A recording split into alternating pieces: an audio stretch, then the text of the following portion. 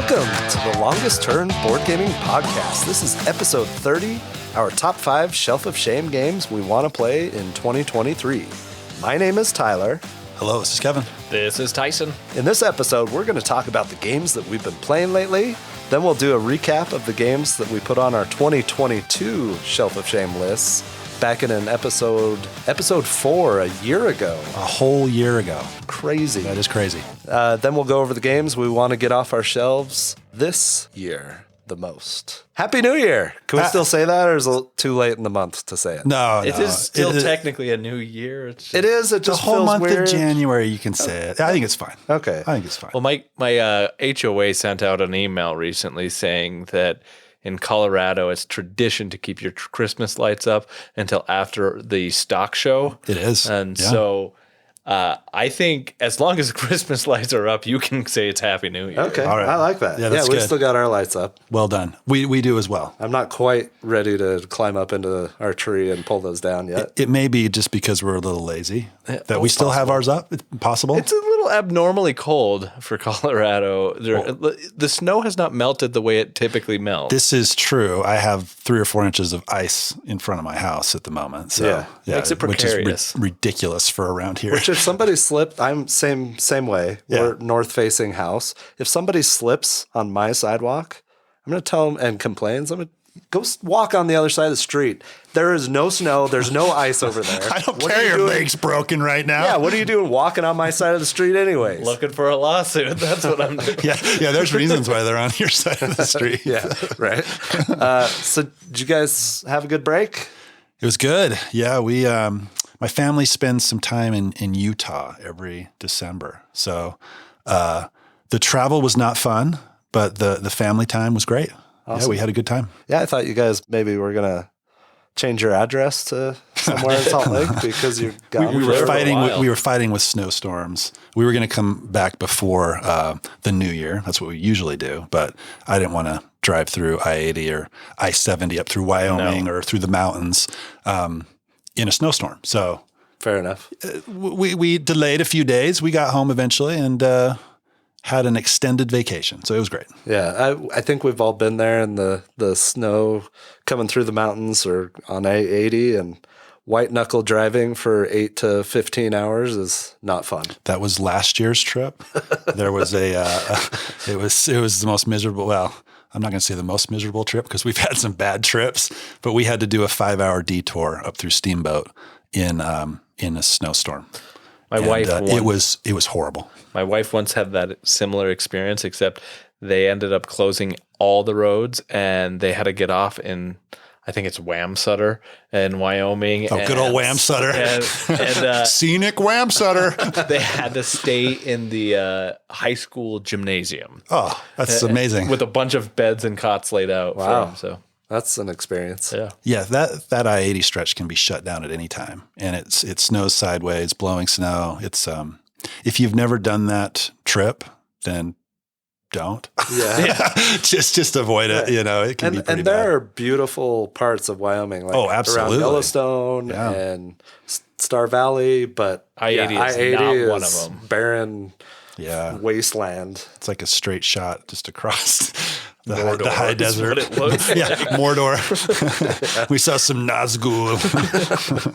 Yeah. So How about you, Tyson? Did you have a good break? Yeah, I didn't do much of anything special. We stayed home and had a good Christmas and spent an inordinate amount of money on my children that is proving to be effective. We bought them an entire bouncy house for the basement. Ooh, awesome. you're It's an filling up your obstacle. basement now. Yeah, it's completely full. Can guests sleep in that if anybody visits? Exactly. And the white noise machine that comes as with the blower, it's perfect. Oh, So there you game go. night at your house is going to be awesome. Yeah. In the Great. bouncy house. Yeah, no, we kept it pretty low key and it was fun. Cool. We played a bunch of games. We stayed here, but I played more games than I've played in a long time on the table. So that was fun. Lots of simpler, smaller stuff, but it was a good break. Yeah, same with us. We got a lot of games played, which was a good time. A lot of simpler, quicker games. I will say I didn't get very many games played. I think that leads into right what I've been playing lately, though. I'm going to tell you the only real game that I got played over the Christmas break was one of the Christmas gifts that we got for my kids. And that for me was Dragomino. Dragomino, it sounds kind of familiar, right? It's King Domino. But with dragons. But with dragons. Oh, nice. Exactly. Nice. We have dragons.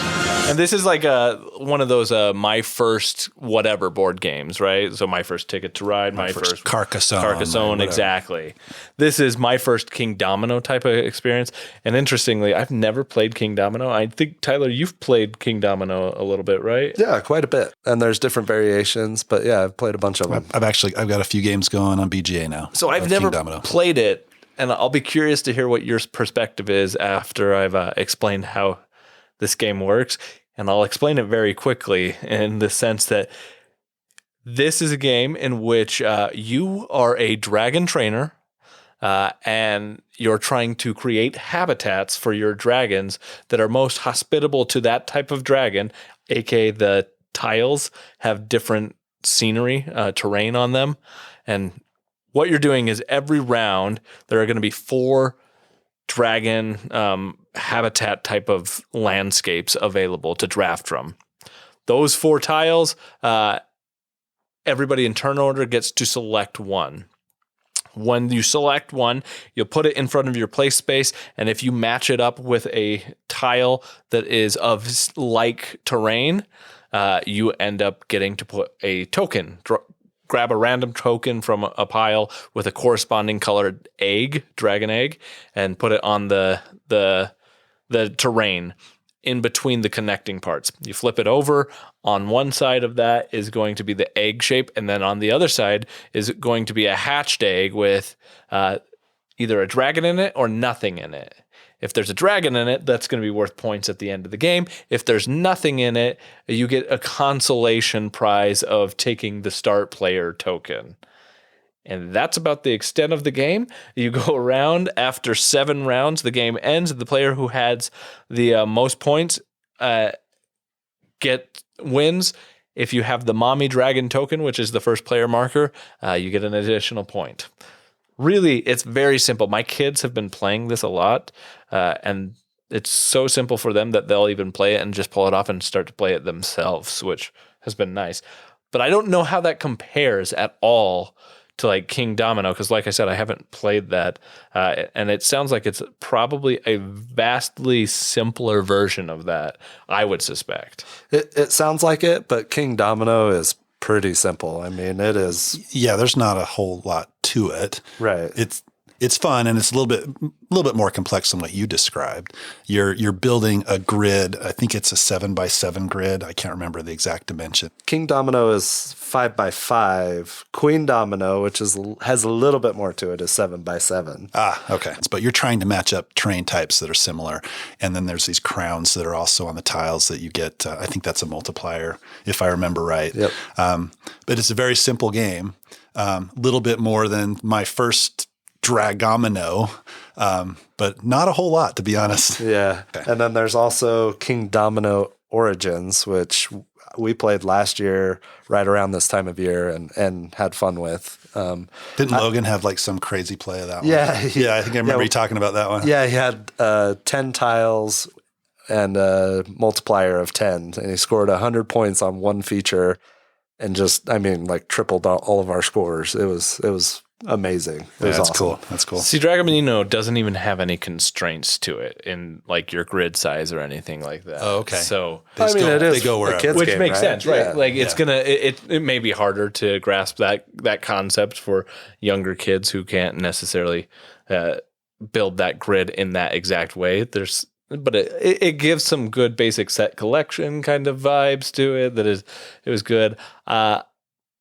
I can't say it's my favorite game, but as a parent and like what my kids get to play with it, I've enjoyed that experience to an extent. I think that if you have older kids or kids that are a little bit more savvy with games, like my 5-year-old could probably play King Domino more so than this, but he likes this. He likes the dragon theme, and I think that's really one of the selling points. I didn't mention this is published by Blue Orange Games, and they do a great job, I think, at giving some accessible kid kind of game content out there that's really good. And I think this one falls in that category.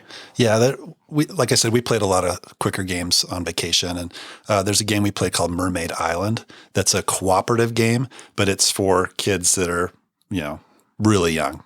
I don't know the ages, but it's probably like 3 or 4 and up. And it's got maybe a half a decision to make in the game, but my 5-year-old absolutely loves it. She thought it was just the best thing ever. And she would get it out and just play by herself or, play with my 9-year-old. And it's not for gamers. Yeah, it's not going to keep your attention at all. But the fact that my kids love it, it's awesome to play with them, and I loved every minute of that. That's the one thing about games like these that I really like over, say, like a Candyland, or like we have Don't Wake Daddy. I really don't like that game. There is no choices where there may be in this mermaid game half a choice. Don't Wink Daddy has 0 choices, and I hate it. The game's just playing you. And it's punishing because if you make one mistake, you start all the way back at the beginning, and you're like, I was 2 steps away from getting to the fridge to get the snack, and I woke up Daddy. That sounds like a terrible game. It's awful. But these games like Dragomino at least are building those gamer-like skills and it gives me an opportunity to play games that my kids want to play, so that hopefully one day they'll want to play games with me. Yeah, so, that's cool. Yeah, that's great. You got to fuel that, right? Yeah. Oh, absolutely. Whatever game it is that they latch onto, you got to fuel it. For Logan, it was that axis of villains of DC or something. It was a tower defense game, and then also Kinder Bunnies, which is not as good as Killer Bunnies. But the fact that he loved those, we played those games nonstop when he was younger. And I think that fueled his love for board games, and it's awesome. You were just looking for a way to put in Killer Bunnies. Well, I was going to mention Monster Crunch when you guys were talking about half a choice, but oh my gosh. I left it out. Variable player powers, okay? Sounds like you just let it in. It's a game that's amazing. No, the game that Go Away Monster. Is one that my youngest. You gave that to me. Yeah. Have you played it yet? After Caden was born. No, I haven't. Okay. Caden's gonna love it. It's a terrible game, but it's more of an activity than a game, right? And it's the whole theme is there's a monster under the bed, and you're trying to get rid of those monsters. So the theme is really cool, and especially for young kids. And we played that nonstop with my oldest. She's 16 now, and I've played it with my other kids too, but. It was mainly with her that we really got it out and played, and she just loved that. Yeah, it was awesome. I've gotten it out and played with the pieces with him, but we haven't actually. I haven't read the rules or whatever it is. It'll take you about 2.5 seconds, but we had fun playing with the pieces, so we're starting. He's almost there. Yeah, he's gonna love it. Yeah. All right. Well, I think I'll talk about one of the games I've been playing now. So, shocker. It's a little known game. I don't know. Have I talked about this one before? I believe you have. Dominion, right?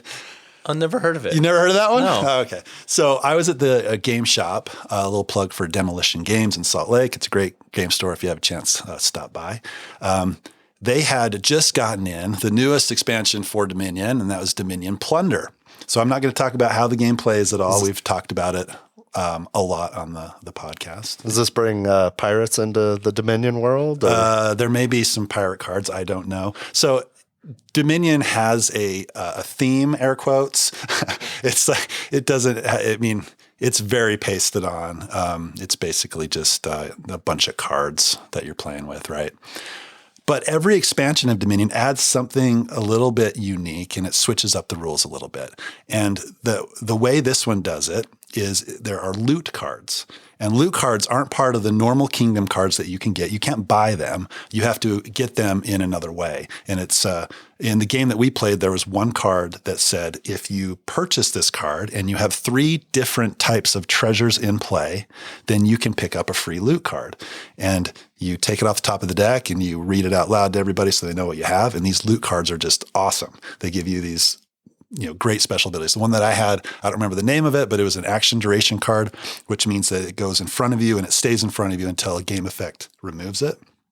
This one stayed with me for the entire game. It gave me +1 coin and +1 buy for the whole game, which is a pretty big deal.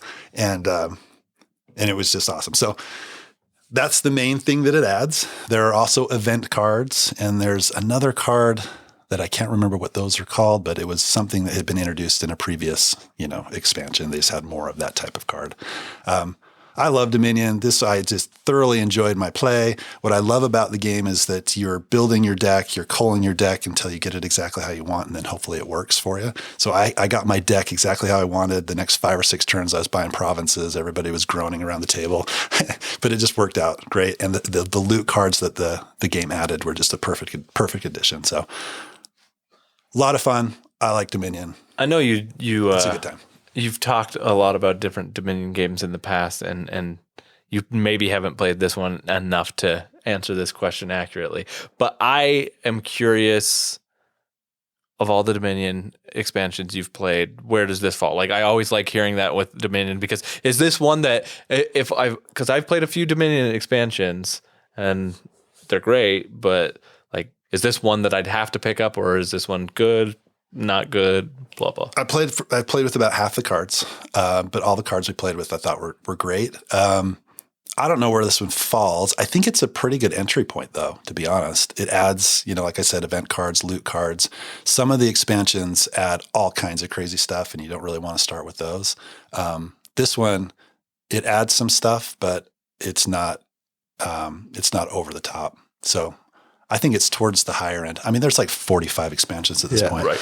I was going to say, I love that we can count on you being able to talk about a Dominion expansion about every 6 months. I know. Like in 6 months, there's going to be another one. Well, like and it's going to fill a slot, and it's great. I know. I think it was 3 or 4 expansions ago, the designer said that we're done and we're not going to do any more expansions. And it's like clockwork. Every year they announce another one. But I guess, they have to be making money on it.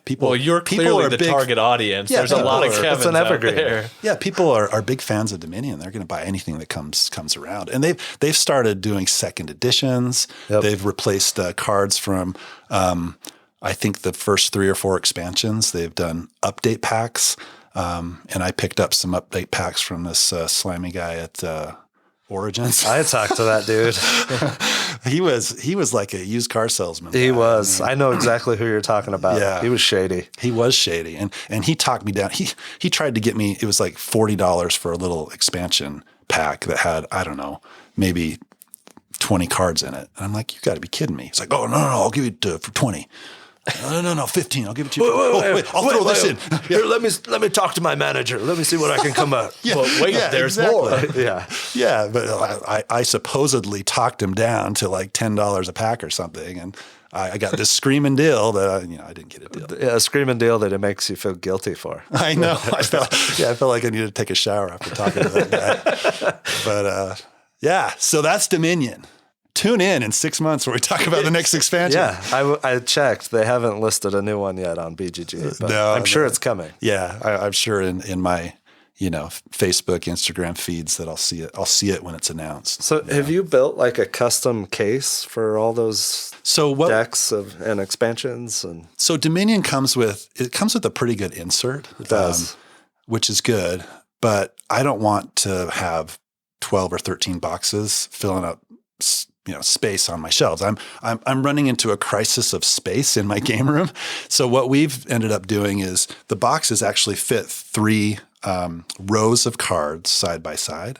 So we've built inserts out of construction paper, and then I print out tabs off of Board Game Geek, and then sort them that way. So the boxes are just super heavy. You got like a 40-pound Dominion box. Yeah. Oh, and one time it was sitting on the chair when we were playing. My cat jumped up and knocked the box off. Oh. And 3 columns. It was like probably 3 expansions were in there. Is that why you don't have a cat anymore? Yeah, we got rid of him after that. No. No, we still had the cat after that, but I wasn't too happy. But I have I think 3 boxes at this point that are just filled with cards. And I need to do that again because I've got 3 or 4 more expansions that we can do that with. So that's how we store them. It's that first box. I like to keep my games in like really pristine condition, right? But that first Dominion box, it's got the corners that are just disintegrating. You know, the box is like super. Yeah, it's battle worn. And I look at that, and I'm like, this is awesome. This means I've played this game hundreds of times and had good times with it. So that's awesome. That's how we store it. So a game that I got to play a bunch of times over the holiday break is Zombicide Gear Up. Have you guys even heard of this one? Only from you. Yeah, not until you said you played it. Yeah, so I hadn't heard about it. My son asked for it for Christmas. He loves Zombicide. I'm not a fan. We'll just leave it at that. But this is a cooperative flip and right game where you are trying to survive for basically 2 rounds. In the first round, you're fighting against incoming and spawning zombies. And then in the second round, a boss spawns, and you have to defeat the boss before anybody dies and before the end of the second round. So each round is only 9 turns. If you've played Silver and Gold, the little flip and right card game where you find treasure on islands, I think it's that was really the thematic. theme. It's really, really thematic. And what you're doing just brings the theme. This Zombicide just straight up borrows the mechanic there. So you flip over a card, and it'll tell you which of your 4 weapons that you can use. So each character has 4 unique weapons that have their own unique upgrades. Each weapon has a shape or multiple shapes that you can cross out on a zombie card, similar to Silver and Gold where you're crossing them out on the island cards. And you write directly on the cards, which is awesome. And when you finish filling in all the squares that's on each zombie card, you'll kill a zombie. Which leads me to my second rule, the double tap. In those moments when you're not sure the undead are really dead, don't get all stingy with your bullets. When you kill a zombie, you get to upgrade one of your weapons. So the first round, like I said, you're just trying to survive against the spawning zombies. And in the second round, a unique boss spawns, and you got to defeat him. And there's 6 or 7 different bosses. We've played most of them. Something else that's also similar to Silver and Gold, there's little icons on some of the cards that when you cover up, you get little bonuses. In Zombicide, you can cross off bullets, which give you extra attacks, and you can cross off shields, which help protect you when you would get attacked by zombies, protects you from losing life. And then there's also, each zombie will do a certain amount of damage, but if you cross out their attack icons, then they become weaker and they do less damage against you. And same with the boss. So you flip over a card, it tells you which weapon you can use. You simultaneously, and I love this, it's all simultaneous, so it plays really quick, it's 25, 30 minutes, but you simultaneously attack the zombies that are in front of you or the boss if you're in the second round. And then that card also tells you which zombies move closer to you, and when they get close enough to you, then they can attack and do damage. And then you flip over another card, and it tells you what zombies spawn, and then as a group, you decide who's going to take them on. They get assigned to each player.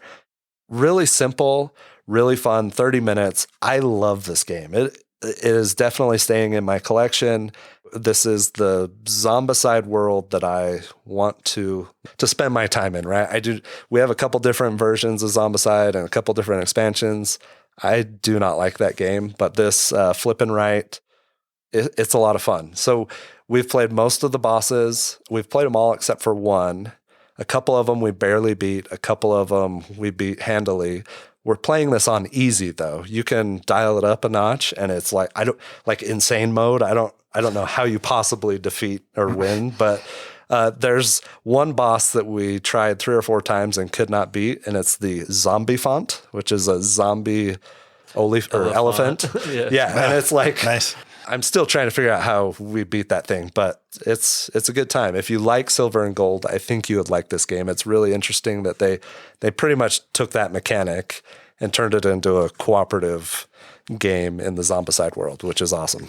Yeah, is this the only flip and right, roll and right co-op that you've played? I don't know if I've played any co-ops that are a roll and right or a flip and right. I'm trying to think. It's kind of cool. I mean, it's something that I'm interested in for sure. Yeah, it sounds fun. It might be that I've played, or I'm sure they're out of. there, but yeah, I can't think of anything off the top of my head. Right? Yeah. I was going to ask you the same question that Tyson asked me, but for flip and right, roll and rights, where does this one rank? Because there's some really good ones out there. Yeah, no, I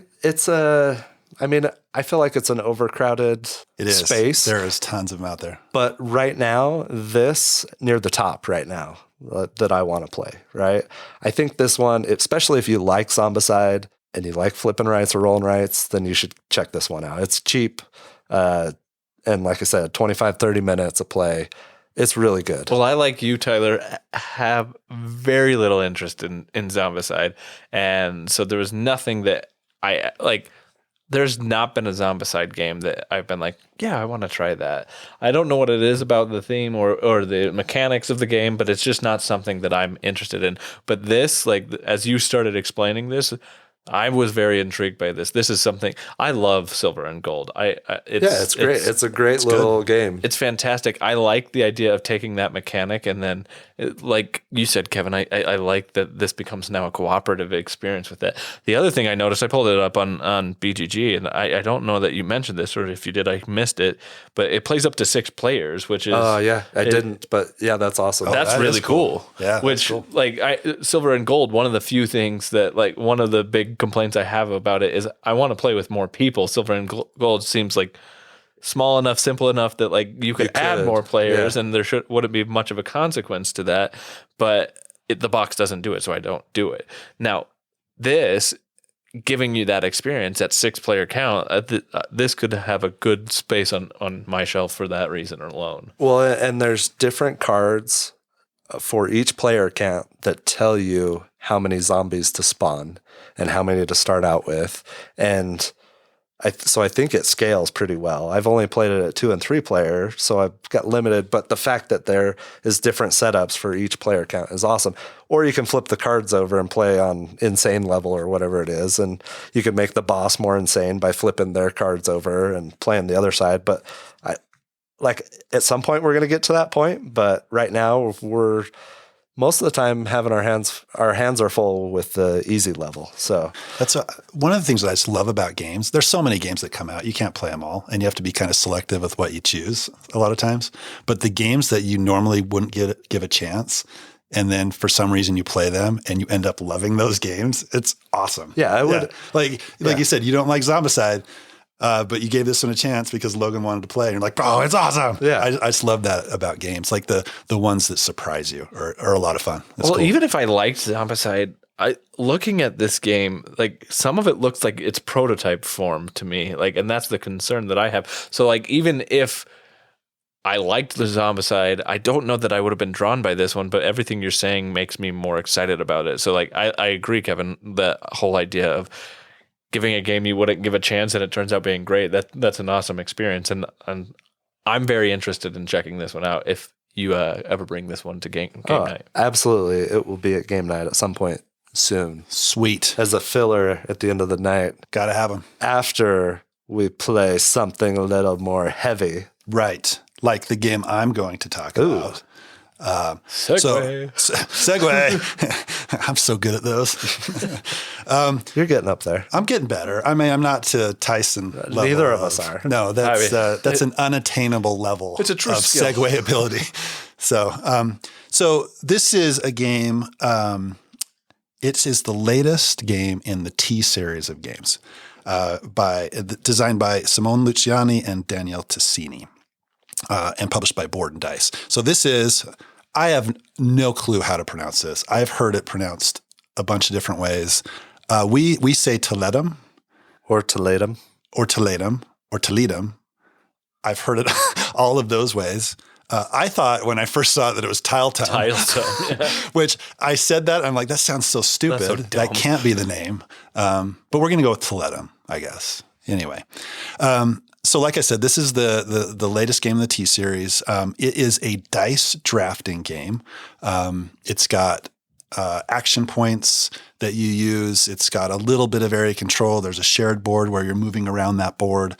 I'm not going to explain really how this game works because like any game in the T series, it's pretty involved and it's pretty heavy.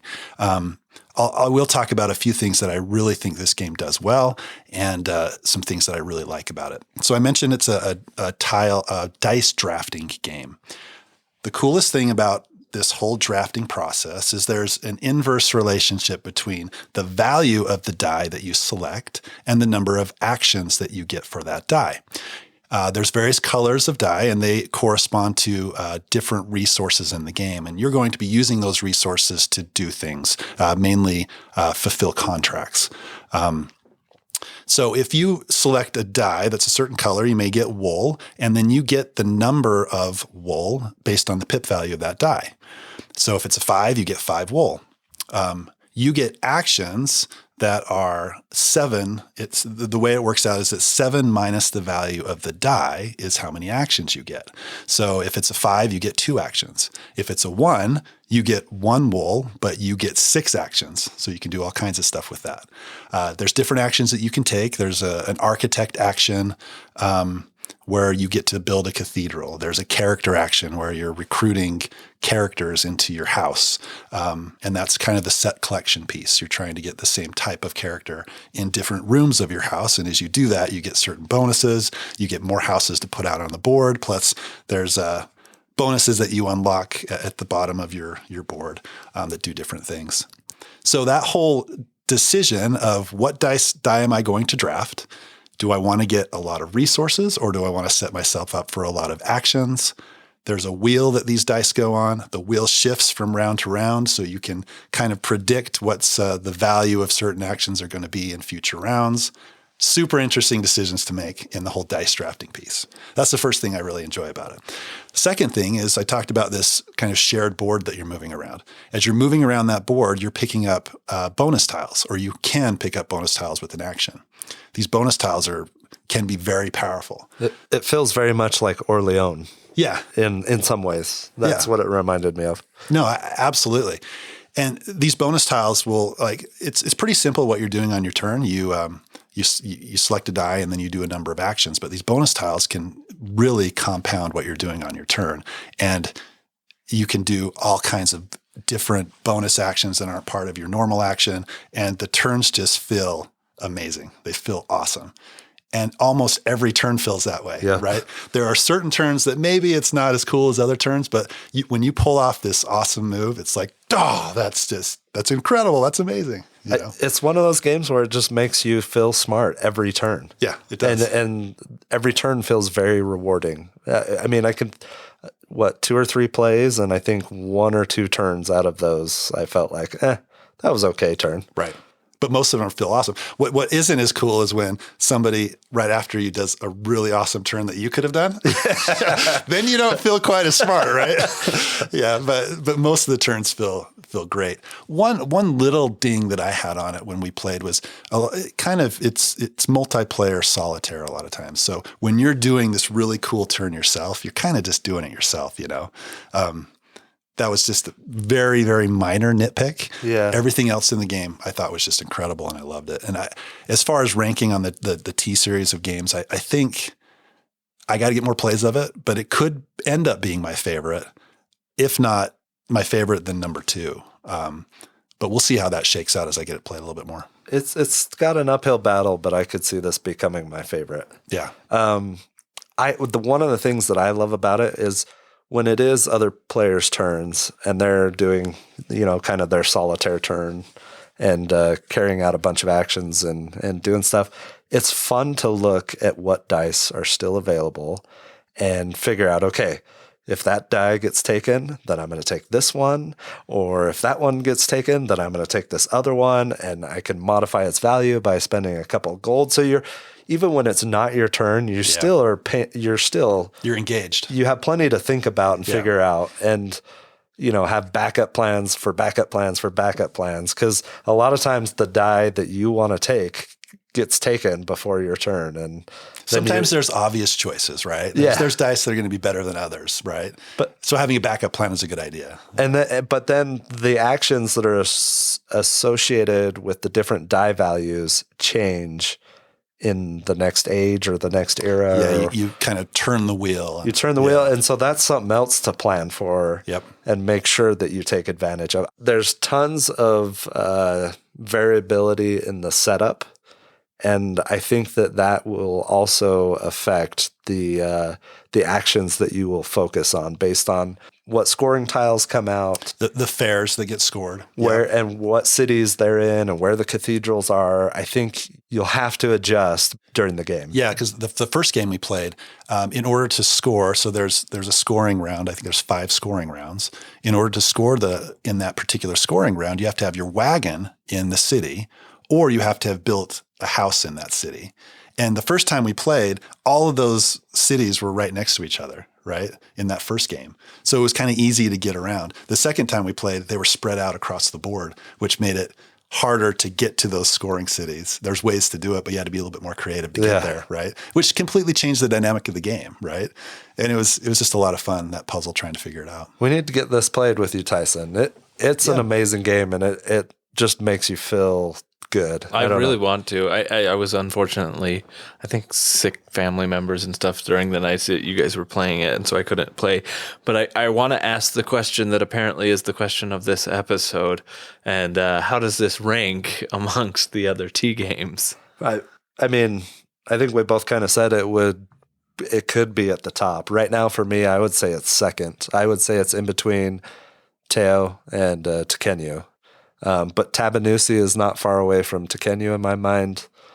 I think this one has the potential with more plays to be the clear winner and be in my top 10 games of all time eventually. If it holds up after multiple plays, because we've only got a couple. Yeah, I've recently finished my, it was over 100th game of Teo on BGA, and it was one of the most fun games I've played of Teo to date, right? That game, even after 100 plays, I still get so excited. And I'm just playing the base game on BGA, right? Was that the one where you and some random guy that we were playing with just totally destroyed us? Yeah. It was like, I 190 something, but we were within 5 points at the end. And it was like, I was so nervous that I was calculating points in my head to see. He was one off of getting to the third track, and he would have won, but I ended it by building the last temple stone, right? It was so exciting and so fun. So I don't think Tiletum hasn't surpassed that after 2 plays, right? But it could potentially get there. Third would be why am I drawing a blank on Tekenyu? And then fourth would be the Sulcan, which it's been a long time since I played that one, but I've only played 4 of the T games.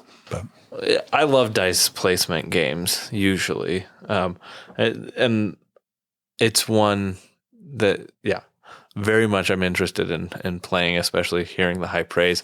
And then I thought it was ugly at first.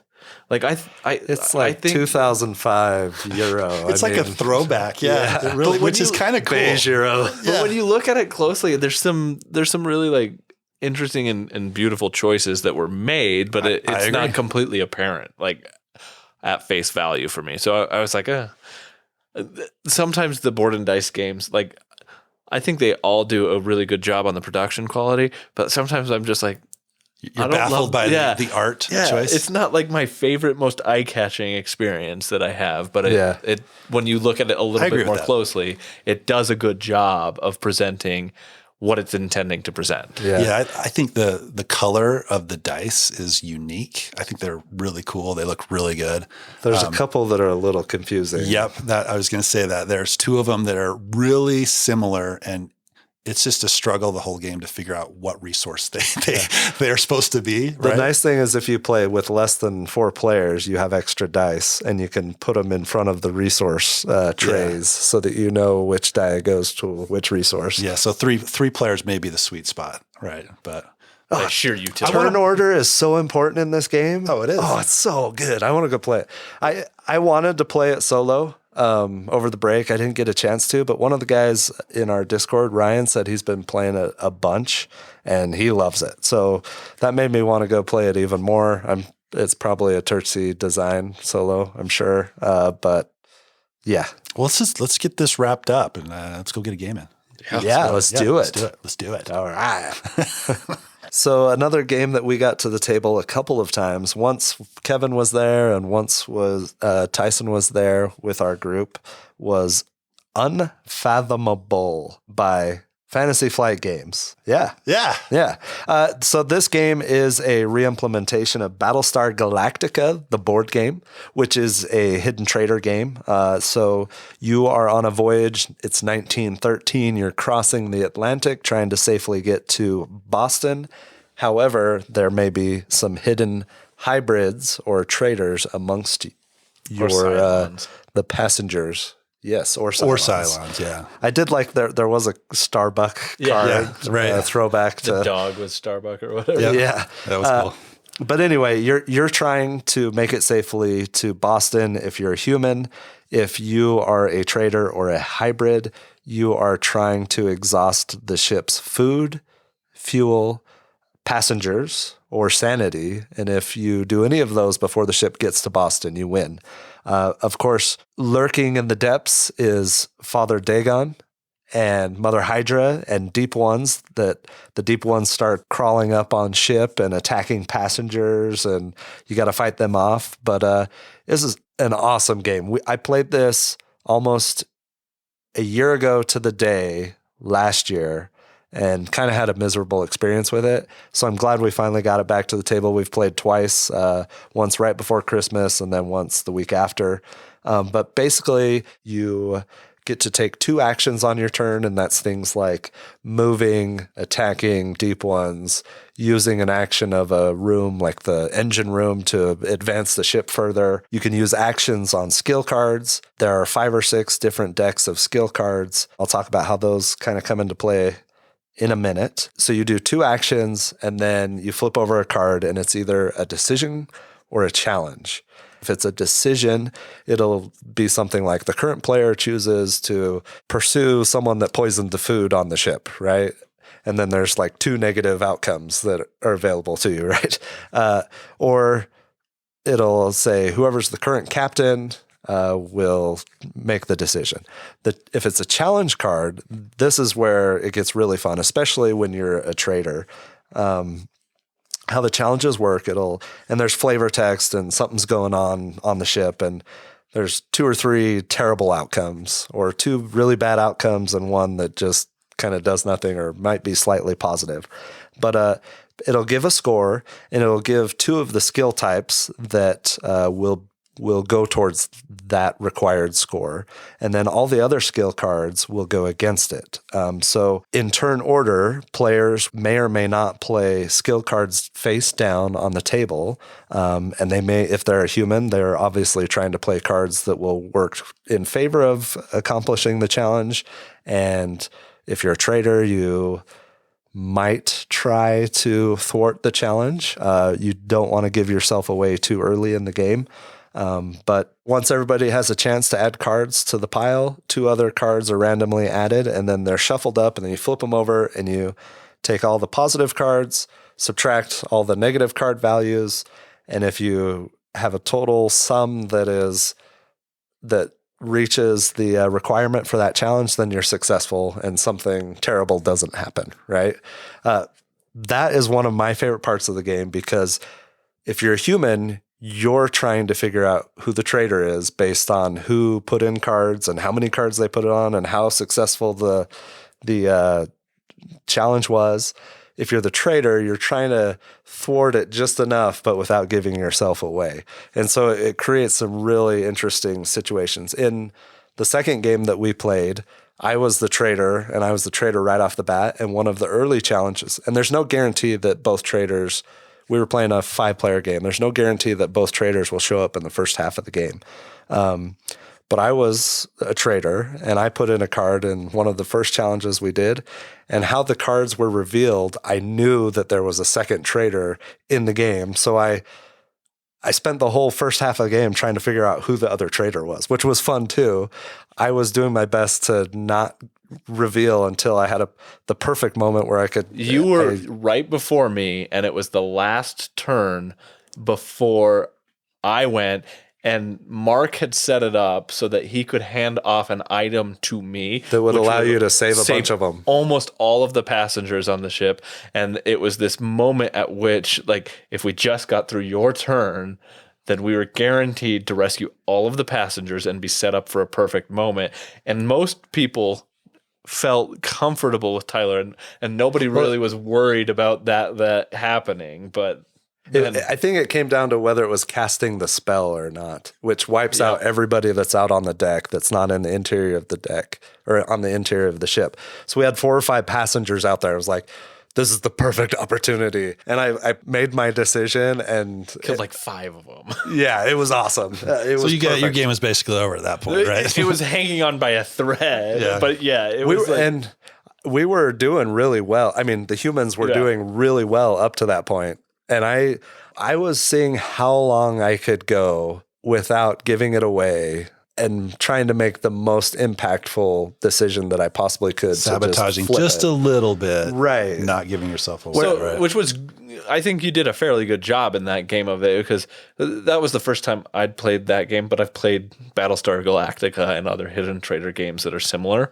And so like it wasn't too unfamiliar with me, but I broke my cardinal rule. You trusted the person sitting next to you? No, well, trust the person sitting next to you, but no, not only that, but trust the person who's teaching you the game. Just because they teach you the game doesn't mean you can trust them. And that's like, I ended up being like, oh, that was dumb of me. Like I kind of discounted Tyler as there was a couple times where like comments were made about something I did and I had the perfect response and I pulled it off, right? Your son was on the other hand, was the other trader in that game. He was. And to me, it was very obvious from the onset. Some heavy duty conjecture. But he did a really good job for everybody else. Until a certain point when the finger got pointed at him and he has no poker face. So. See, that's what I was going to mention. If you're not good at lying, you have a regurgitative reaction to mistruthing. That's what. So I agree with you that there can be a point at you don't have which a poker face. You can crack under the pressure, but I think that the game does it well.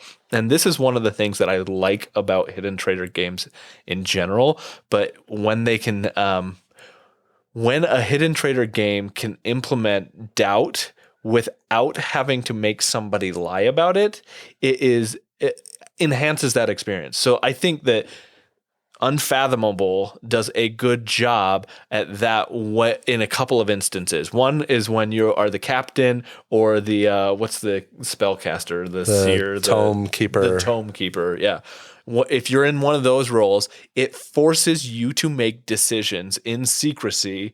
Everybody else doesn't necessarily know. It makes you look suspicious. If you chose an optimal choice or if you chose a poor choice. So it makes you have to take those decisions, and you can't reveal, oh, I made the optimal choice. And even if you did reveal that, who's going to trust your word necessarily on that? And then the other option I think that it does really well is with that chaos deck. And when you are trying to pass a skill check, it automatically throws in 2 random cards. Right. And the question is, were the bad cards coming from the chaos deck, or is somebody messing with everybody else and ruining things?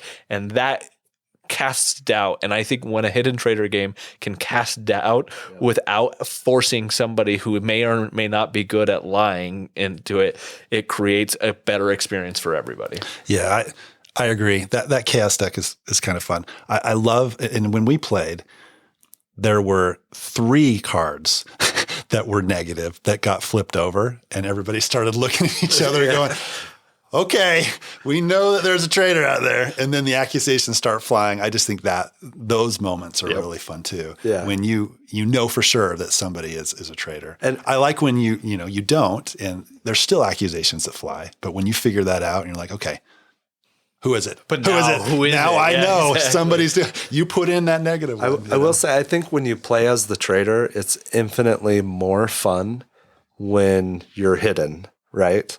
And in this game, it does, I think, do a good job of when you reveal yourself, it does still make you more powerful than maybe something like Shadows over Camelot.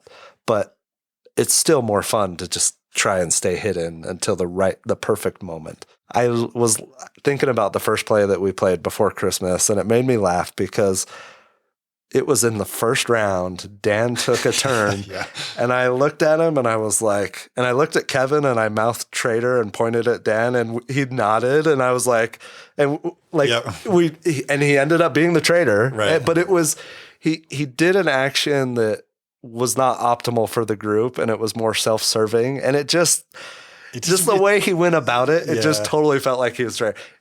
He still ended up winning, and Mark became a traitor right at the end, so Mark won too, but it just made me laugh because it was right off the bat, Dan's the traitor. Yeah, right. That was the same exact experience, though, that I had with Logan, your son, Tyler, who when he first started, he was the tome keeper, and I was the captain, and I had to make a decision, and he made an argument. Hey, no, don't do the bad thing to me. Don't send me to the brig because blah. And his justification wasn't outright apparent. Like, it was more self-serving, and then the attention got diverted away from him for a minute. But I remembered what he was saying, and I was like, okay, now justify it. And he gave a good justification second time around. The backstory on that, he specifically picked that character because he wanted to start out with the tome so that he could cast spells, and that happened before he even had an opportunity to cast spells. I think that's why he was so adamant about not going to the brig. And I don't know how much of that came through, but yeah, it's a good game. It creates some great moments. Especially if the traders are really good at what they're doing. It's a lot of fun. It makes me wonder, though, do the humans ever win? Yeah. Right. I mean, is it really skewed towards the traders? Which isn't necessarily a bad thing, because if the humans do win, then it's like, yeah, that's awesome. But I'd be interested to see how that plays out over our next few plays. Yeah, I am too. They do put a couple of optional variants in the rule book, where they say, if you find that your group is constantly winning with the humans, then do this. And if you find that the traders are constantly winning, then I think it was start out with more cards at the start of the game or something like that. A variation in the setup. So maybe eventually, if we find that the humans never win, that we'll try that variant. But I can't tell you how happy I am to get this, that we got this back to the table, because I was so down on this game after the first play. It was just a ruined play. It was just so much fun to get this back to the table, and it's awesome. It's a good game. So that is Unfathomable. It came out in 2021, Fantasy Flight Games. It's a beautiful game. Check it out if somebody in your game group's got it, or come play with us. That's right. In Colorado. Do it. So I think that about wraps up the games that we've been playing lately that we're going to talk about in this episode. This is, Tyson, you usually are a transition guy to our main feature. Yeah. So that wraps up what we've been playing lately. Let's move into, a recap of what we did last year on our unplayed top 5 Shelf of Shame games of 2022. Why don't we just go over our list really quick, and each of us go through our 5 and then go down. You got 10 seconds to say whatever you want to say about that game. Yeah. Yeah. Right? Let's do it. Who's starting? I'll go. Tyson's going. Okay. All awesome. Right. So my top 5 list were number 5, Scythe Rise of Fenris. I did not get this played in 2022. I'm willing to play this. I would play this. Tyson, let's play it. Let's play it, Kevin. Let's do it. I feel like I got cut out of that. You absolutely did. The reason I don't think it's gotten played is because it's a campaign game, and it's really hard to get those played in this group when we have so many other games to play. So that was one reason. I played it so long ago, I don't even remember anything. Let me play, guys. Come on. Kevin, you want to play? That's a negative. Tyson, let's do it. All right. Number 4 for me was Court of the Dead, Mourner's Call. This is a game I backed on Kickstarter originally. It's got beautiful production. It was compared to Blood Rage at the time, which was one of the things that I got for it. But I've read this rulebook many times. I've set it up to try and play a couple times, and then it just doesn't feel right for the game night at that time. So I haven't gotten it played. I think all those times that we've teased you about Tainted Grail, I think we were thinking of Court of the Dead Mourner's Call. It's got a similar vibe to it for sure. Really? I think that might be the case. I still don't know why you put Tainted Grail on the spreadsheet. And we still will make fun of you for that. Yeah, because it didn't happen.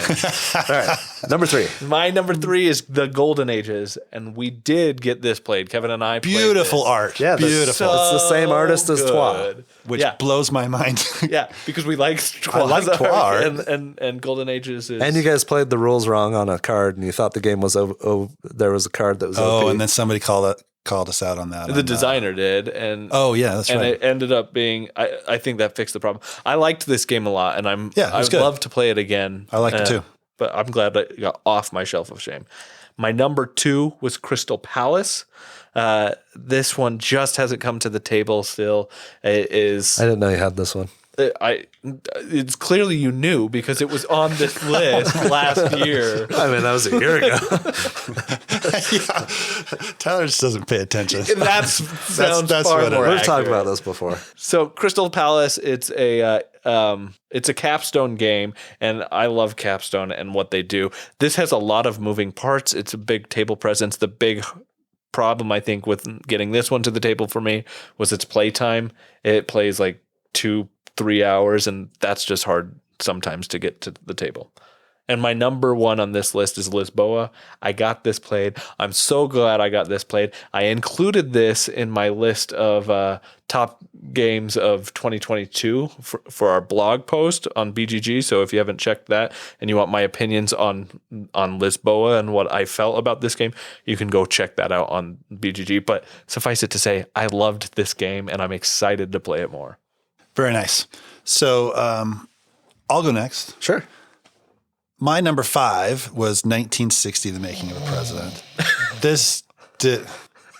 I'm sorry. Oh my God. I was the one, again. Kevin, you want to play this game? Yeah, I'll play it this with you. I mean, Tyler, obviously. We're going to keep him out of it. The next president of Earth. Nixon's back! I did not get this played. The main reason is it's a 2-player game. I don't play a whole lot of 2-player games. It's not saying I don't want to play it. It's still on my shelf of shame. Perfect willing opponent in Tyson. Yeah. I do want to play it. Sure not playing with Tyler. Nope. That's for sure. That seems to be the theme of tonight. That's right. That's my number 5. My number 4, I did get played. This is Yamate. I played Ben's copy. Tyler and I played. Kind of fell a little flat for me, to be honest. I'm not real excited to get it back out and play again. It was a fun experience. It was fun. It was fun play. I'd play it again. I'd play it again, but there's so many other games ahead of it that I probably wouldn't request playing it. But beautiful game. Art's awesome. Days of Wonder, great production. That's Yamate. Number 3 was Brass Lancashire. Did not get this one played. I'm kicking myself for not getting it played because I've heard nothing but good things about it. Brass Birmingham as well. Amazing. Haven't played that, but I do not own that game. So I'm hoping to get this one played in the next year, and I think there's many willing opponents that are wanting to play this one as well. Number 2, Altiplano. Have not played that in the past year or ever. So it is still on my shelf of shame. I like Orleans. This one I think is very similar to that. I've had this one set up with the rules read, but have not actually played it. And my number 1 is Star Trek Ascendancy, and I was able to get this played at Origins. It's one of my favorite gaming experiences of the past year. It was just amazing.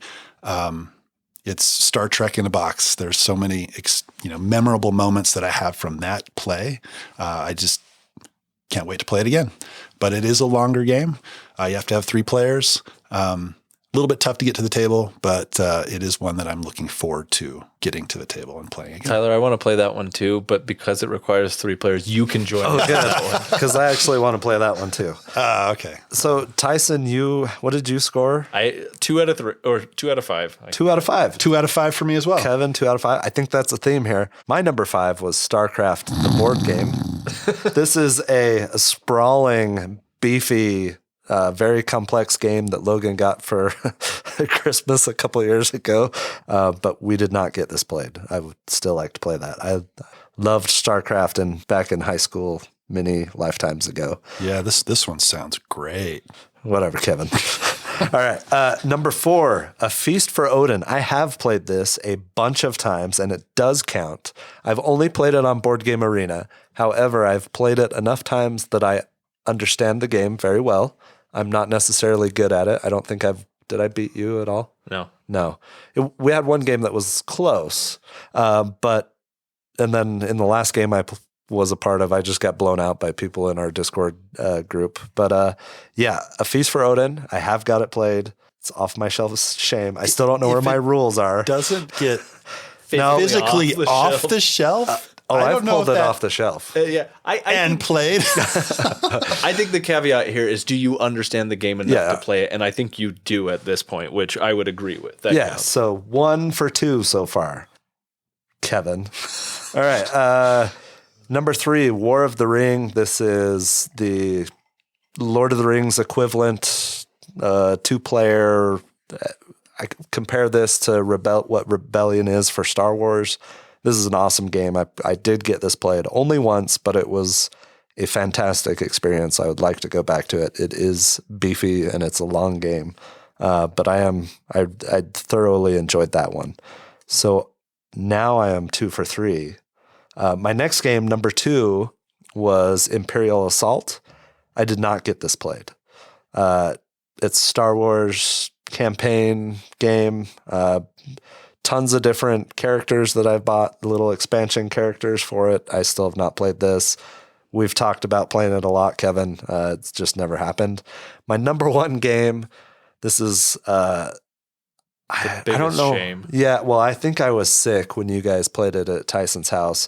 This is a Mind Clash game, Tricarion. Bought this during the pandemic. I've talked about that before, meaning the guy in the AMC parking lot. Just haven't had a chance to play it. Which is sad because it's a great game and I want to play it more. I've only played it the one time and I want to play it again. It's interesting that both Kevin and I got our number 1 games off of our shelf of shame, and you got like your lower games off. Yeah, that's true. I got my number 3 and number 4. Yeah, very interesting.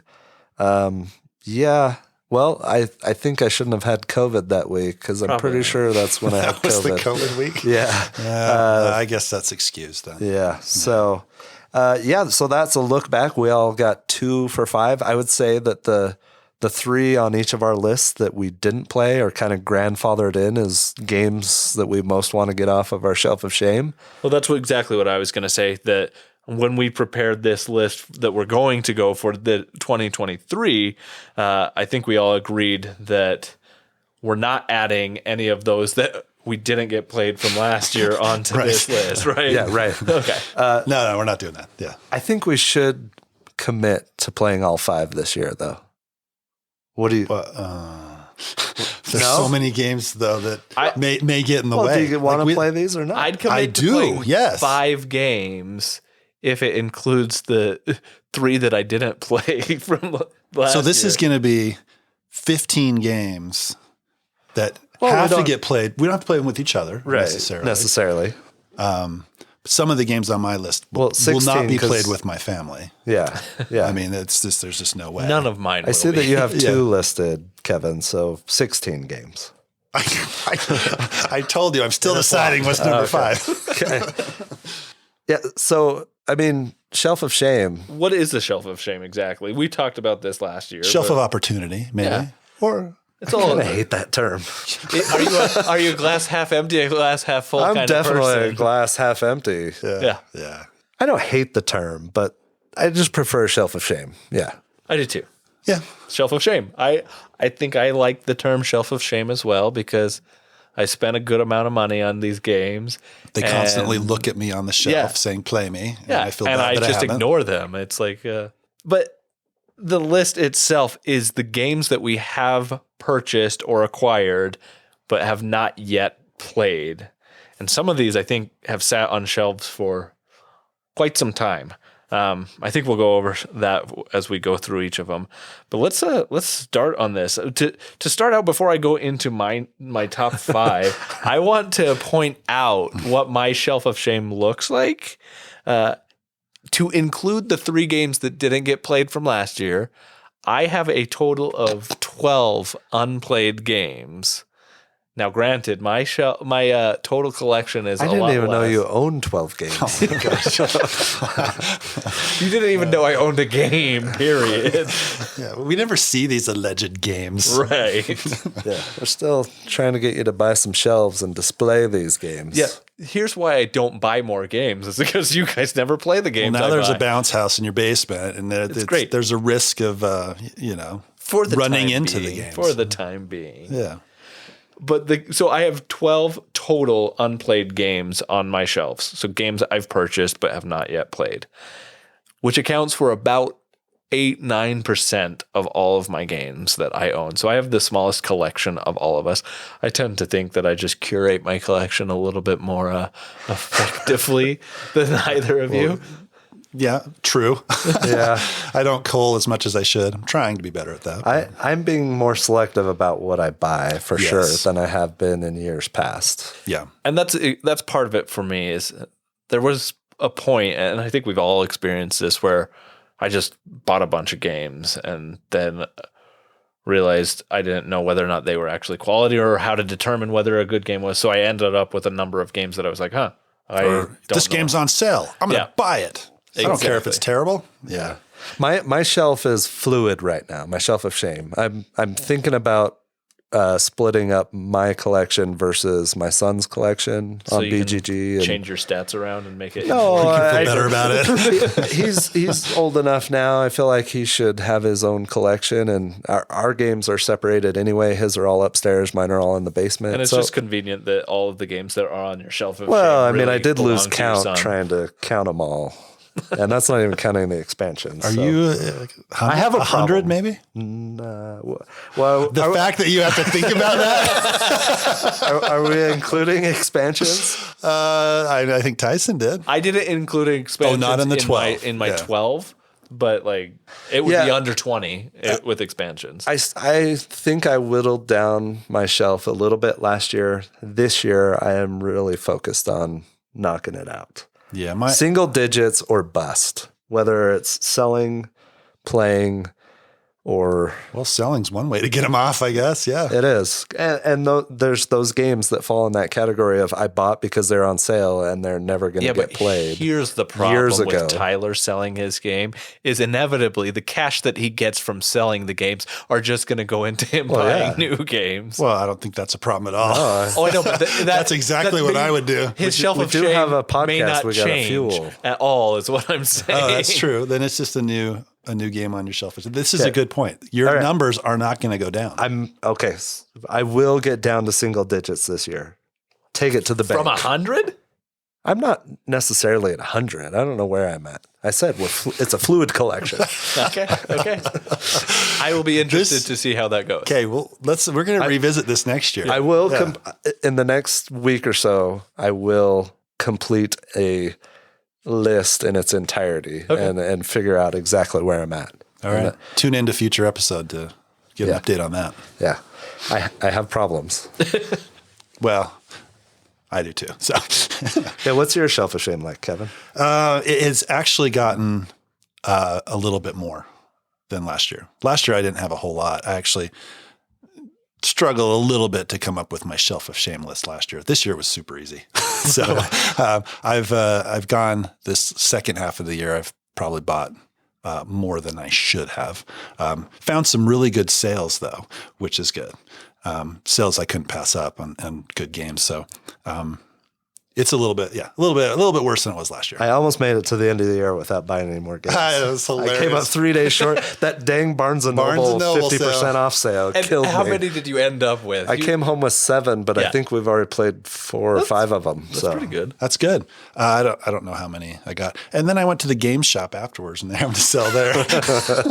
It was a lot of games at the end of the year. So Shelf of Shame is a little bit not quite out of control like Tyler's, but it's getting there. It's unwieldy, maybe a little bit. A little unwieldy. Yeah. So let's get into it then, right? Like, let's go into our top 5. Like Kevin just said, he ended up saying a lot of the games that he added last year to his Shelf of Shame list, it was slim pickings a little bit. That's how I felt with mine. So I kind of broke the rules a little bit of what we said because There's always somebody. I only have 12 games on my shelf of shame. And it's our podcast. We can do what we want. Yeah. Some of those games deserve to be on the shelf of shame of my 12. So I decided to put expansions in. My first game that is my number 5 that I'd like to get off of my shelf of shame is the Crusaders Thy Will Be Done Divine Influence expansion. Now, one of the reasons I wanted this is I played and got Crusaders from the Tasty Minstrel game version of this. If you don't know what this game is, it is a game in which you are Crusaders going across and trying to establish your knighthood, essentially, and put up buildings and go and conquer enemies and establish a bunch of things. It has this really cool rondel mechanism that I like, that your turns are really simple. Essentially, all you're going to do is take an action, and your action is going to be based on how many tokens are in your rondel in a specific spot. It's kind of got a rondel Mancala kind of a vibe to it. So you're going to take pieces and then distribute them along the wheel on your Mancala piece, and the places that have a lot of pieces on it end up being your spot that you want to go and take actions from, because you can do more when there are more pieces in a specific action spot. Anyway, the reason I got this game was because I knew it was going to go out, because Tasty Minstrel Games had kind of folded and was no longer a thing. So I bought the game and I really liked it. And then I discovered, hey, the expansion is maybe never going to come out because we don't have a publisher for it anymore. Well, Renegade Games this last year decided to publish and pick up the whole Crusaders line, and then they put in this expansion. Essentially, the expansion just adds additional buildings and actions and some knight groups that you can play as. And so it adds more content. And I really want to get this one played. I've really liked playing this game. I think it is beautiful. It has a lot to offer. But I think the reason why it's ended up on my shelf of shame that I haven't played it is really because, and this may be consistent across a couple of them, I pre-ordered this game, and like a pre-order or like a Kickstarter game, sometimes when I do that, my hype is when I do that pre-order or when I back the Kickstarter. I'm excited for the game then, but then it takes months or years for that product to finally deliver. And when it finally arrives, I have other stuff that I'm excited about as well. And so it's trying to find the time to get it to the table. I think that's why it's remained on my shelf of shame. It's only been there a few months, honestly, but I'd like to get it off. Very nice. That's my number 5, Crusaders Divine Influence. All right, so my number 5, went back and forth on a few games here. I think I'm going to settle on Star Wars Clone Wars. That's the one I'm going to have on. That's number 5 on my shelf. Tyson will help you get that played. Yeah, Tyson loves Pandemic. He just loves it. Nope. I really wanted you to pick the other one. Well, the other one I was thinking about was Tinner's Trial. In Martin Wallace game, I picked it up just kind of on a whim at the game shop. Really either one. But I think, if I'm going to be honest, the one that's probably going to get played quicker is Pandemic, Clone Wars. You're going for stats here. Hey, we're trying to clear all these off, right? Yeah, we're doing all 5 this year. All five this year. But I mean, any Pandemic game I'm interested in. And when it has the Star Wars IP, I think I'm probably even more interested in it. From what I've heard, and you've played this one, Tyler, yep. It kind of changes the formula a little bit. It's not standard Pandemic at all. I don't know if you can explain how it's different at all, or. So, I mean, the biggest difference is that instead of trying to collect 4 or 5 cards of a specific color, which has gotten really stale in my opinion when it comes to Pandemic, clear the. A lot of them do that. Right. I'm sorry that took so long for that to become stale for you. The Warcraft one moved away a little bit from that, and it's a sign of a good game. The Flood one, right? That one was different a little bit. Yeah, but you're still collecting sets of cards. So anyway, in this one, you roll dice, and your cards that you've collected, which you would normally trade a set of them in to cure something, they help you modify your dice values to then complete the tasks that you need to. Nice. Cool. And then, there's an end boss that you're trying to defeat. This one, the boss is on the map doing stuff over the course of the game, and then and then you beat him at the end. So nice. We played Asajj Ventress. It came down to the wire. It was awesome. It was a lot of fun. Yeah. I had a blast. I'm looking forward to playing this one and getting it to the table. My family loves Pandemic.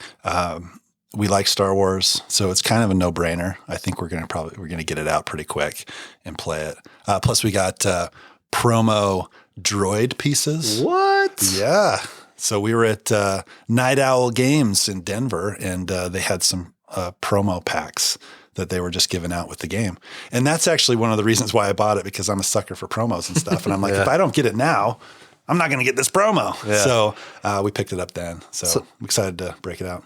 So I wasn't going to get it. And then somebody posted on one of the Discord servers I'm on, Amazon had it on sale for $30. And I was like, I can't pass that up, because I think it's listed at 55 or 60 you guys are right now. Suckers. But anyway, we're just talking about like culling our collections. Yeah, but hey, I've already played it. It's off the shelf. And it was fun. It was fun, and I look forward to going back to it. It was very challenging, like any Pandemic game is. So it's a good time. So my number 5 is Pandemic: The Clone Wars. My lowest game on my list at number 5 is Lowlands, which I think it came out in 2018 as distributed by Z-Man Games, or published by Z-Man Games, at least in the US. It came out and didn't really generate a lot of buzz. But Lowlands refers to the Netherlands and Belgium area. I lived there for a couple of years, so I'm always on the lookout for games that are related to that area of Europe. It's a worker placement, tile placement game. I traded for this at the math trade at Origins over the summer, so I haven't had it too long. It's 6 or 7 months now. But yeah, this is my number 5. I look forward to getting this one played. I don't know too much about it. I know that you are developing a sheep farm, which sheep farming is in Clans of Caledonia, my favorite game. So maybe this is just a theme that I'm going to really enjoy. Every game with sheep farming. Except for Catan. Well, I mean, I have that, but I know you can focus on your farm and be a little bit selfish, but then there's also opportune times where you have to help contribute towards building up the dike so that the land doesn't get flooded, because if that happens, then you lose a lot of points. If you're successful, you gain lots of points, especially if you've contributed to building up the dike and being selfless. So yeah, I'm excited to get this one played. Looks like a great Euro experience to me. That's my number 5. Honorable mentions, just really quick. I left off 100. I left off expansions off of my list, but if I did include expansions, the 2 that I most want to play are Outer Rim and the Tekhenu expansion. I still haven't gotten that to the table. Yes, so. I just picked up the Tekhenu expansion. It looks awesome. Another game was sheep farming. Oh. Castles of Burgundy. Also on my shelf of shame. Yeah, there you go. There's another one on Board Game Arena that I've played with Logan a couple times, but I don't remember the name of it. Sounds like you need to have a sheep farming game day. Yeah. There actually are some really good games. Battle Sheep. Have you guys ever played that? No. On Board Game Arena. Let's play it. I know of it, yeah. All right. Yeah. It's probably not a bad game. Speaking of forests, I was trying to lead you in. That was a terrible transition. Okay. Because in Lowlands, you have to chop down the trees and then use that wood to build up the dikes. So. Oh, yeah. I was thinking of more along the lines of, hey, sheep are a race of something, right? No, that's a terrible transition. Oh my gosh. You're losing it. Yeah, that one lost I me. don't know. How do you go from sheep farming to alien frontiers? All right. Well, you're a master transitioner. Oh, I okay? was looking at Kevin's list. I was completely confused. I was like, forest. How do I take that? It's like my bacon, huh? I mean, there's just no transition. Bifurcation is what I'm getting here. Yeah, there was a lot of bifurcation going on Yeah. when the water broke through the dike. Right. Speaking of splitting things apart like that, no. So my number 4 game is, again, me breaking the rules with another expansion. This is a game I acquired, or an expansion I acquired, again, within the last year. Similar to Crusaders, I pre-ordered this, and it got delivered right around the same time as Crusaders, actually. And that is Sidereal Confluence, Trading and Negotiation in the Elysian Quadrant, Bifurcation expansion. That is the real name, The right? same That's people the full name name. that names all the Lord of the Ring games. Yeah, that is one of the That requirements. is the worst name of any expansion I've ever heard, but I'm sure it's fun. Yeah, no. Sidereal Confluence, Bifurcation expansion. I've talked about this game before, but this is a trading and a negotiation game. I have played this a few times, the base game. I really enjoy this game. I enjoy that this game creates an experience that you can play at the lowest player count of 4 players or the highest player count of 9 players and get relatively the same playtime experience out of it. And I get to experience this high energy trading and negotiation experience where you have stuff that works and gets you great things, but you don't have the resources to do that. So you have to rely on those around the table to supply you with the resources. So you have to trade different things. There's a lot of really good things about it. The expansion, what it does is, originally in the game, you have 9 different alien races and they have asymmetric abilities. The expansion, when I first pre-ordered it, one of the reasons why it hasn't come out as well is I assumed that, hey, new alien races meant that they were new, completely new, separate from what I already had. But when I got the expansion, I started looking through it and realized that, oh no, these are just new versions of the same alien races. So it's not like I now have 4 additional races in this new expansion that I can combine and mix and match with. I have the same alien races as I did. So It was kind of a letdown a little bit. it was a little bit of a letdown, but I still really like this game and I've enjoyed playing it. And I think that with the right group, you play this game and you're going to have a lot of fun. And I'm excited to play the expansion because it does create new, interesting combinations with these alien races. And I do think that it adds some of the original alien races are harder to play. So it's harder to get a group of new players to play this game because sometimes the difficulty of running one of those is high. So this new expansion creates opportunities, though, that I think it makes it a little bit higher entry or a lower entry point, easier for somebody to get access to. So I'm excited to play that. That's my number 4, Sidereal Confluence, Trading in the Elysian Quadrant, Bifurcation expansion. I feel like the expansions are low-hanging fruit for a Shelf of Shame, since you already have a base knowledge of the... But again, I have 12 games and not 100 on my Shelf of Shame, so my options were slimmer than yours. Fair enough. All right, so my number 4 is Everdell. So Forests. Forests. Birds. So I'm going to read, this one's designed by James A. Wilson, artist Andrew Bosley, Starling Games is the publisher. I'm going to read the mechanisms on this one from Board Game Geek. It's got contracts, end-game bonuses, hand management, income, open drafting, ownership, set collection, variable setup, worker placement, all these things sound amazing. I don't know why I haven't played this game yet. This game's got a lot of hype. It recently had a deluxe Kickstarter that came out that has this massive box with all the expansions. It's like bigger than Gloomhaven's box, right? Like by a sizable amount. Yeah. I mean, people put babies by it for scale. I mean, I've seen pictures of that like crazy online. It's just a massive box, which it goes to show that's a pretty popular game, right? It's an evergreen. There. So Yeah, what I did, go. evergreen. I think you explain it in excruciating detail like you're doing right now. Jokes are better that way. Whatever, When you have to Tyson. explain them. It just looks like a lot of fun. I love the art. It's got a massive tree that you probably can't see around when you're playing, but it looks pretty cool. The table present looks awesome. It's got cute woodland creatures. Who doesn't like woodland creatures?